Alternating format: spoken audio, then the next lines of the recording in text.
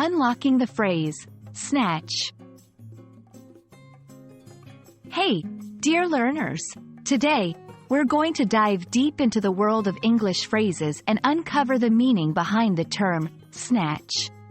Stay with us, and by the end of this video, you'll have a solid understanding of when and how to use this intriguing word. Snatch can primarily be used as a verb, and it means to grab or take something quickly and often rudely or roughly. For instance, imagine you have a candy bar, and someone takes it out of your hand suddenly. They snatched the candy bar. Example, the boy snatched the toy from his sister. Snatch can also be used as a noun. In this context, it refers to a brief or small amount of time or a quick action. For example, if someone sings a very short part of a song, you might say, "That was just a snatch of the song." Example, we caught a snatch of their conversation as we walked by.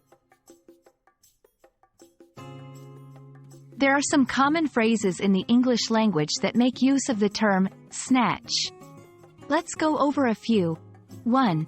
Snatch something out of the air.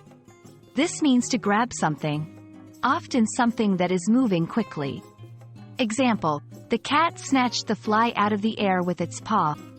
2. Snatch victory from the jaws of defeat.